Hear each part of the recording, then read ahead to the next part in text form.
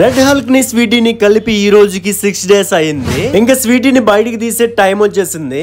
ఎందుకనంటే ఫిమేల్ అయితే ఎగ్స్ అయితే తినేస్తుంది అనమాట. పక్కగా మనం అయితే రిమూవ్ చేసుకోవాలి. మెయిల్ మాత్రం అలానే ఉంచాలి. ఎగ్స్ హ్యాచ్ అవ్వాలి అని అంటే ఖచ్చితంగా మన రెడ్ హల్క్ గార్డ్ ని ఉంచాలన్నమాట. ఖచ్చితంగా ఫ్రీ స్విమ్ వరకు ఉంచుకోవాలి. ఎగ్స్ అయితే 24 hours నుండి 48 hours వరకు అస్సలు హ్యాచ్ అవ్వవు. హ్యాచ్ అవ్వలేదని చెప్పి మనం డిసప్పాయింట్ అవ్వాల్సిన అవసరం లేదు. మనమైతే వెయిట్ చేస్తే పక్కాగా హ్యాచ్ అయితే అవుతాయి అనమాట. డే 7 రోజు అయితే మన ఎగ్స్ యొక్క పరిస్థితి ఎలా ఉందో చూసాను. సో డే 7 రోజు మాత్రం మొత్తానికి ఎగ్స్ చాలా వరకు హ్యాచ్ అయ్యాయి, చాలా వరకు ఫ్రీ స్విమ్ కూడా చేసాయి. మీరు పర్టికులర్ గా బాగా గమనిస్తే మాత్రమే కనిపిస్తాయి. రెడ్ హల్క్ గడ్ మాత్రం ఎగ్స్ ని చాలా వరకు ప్రొటెక్ట్ చేస్తున్నాడు అనమాట. బేబీస్ ని కూడా చాలా వరకు తినకుండా కాపాడుతున్నాడు. ఆ బబుల్ నెస్ట్ లోనైతే పెడుతున్నాడు అనమాట. నోట్లో తీసుకున్నంత మాత్రాన్ని బీటా అయితే తన బేబీస్ ని తినేయదు. కొన్ని తినేస్తాయి కొన్ని సందర్భాల్లో అయితే ప్రొటెక్ట్ చేస్తాయి. బేబీస్ ఇంకా ఫ్రీ స్విమ్ కి వచ్చేసిన వెంటనే మన మెయిల్ అయిన రెడ్ హల్క్ గార్డ్ అయితే తీసేసిన తర్వాత ఇంకా మన బీటాస్ కి అయితే ఫస్ట్ ఫీడ్ గా ఏమేస్తానో నెక్స్ట్ వీడియోలో చూసేయండి. మన వీడియోస్ అందరూ చూస్తున్నారు కానీ ఫాలో మాత్రం కొట్టట్లేదు. ఫాలో అండ్ సబ్స్క్రైబ్ చేసుకోవడం అస్సలు మర్చిపోద్దు.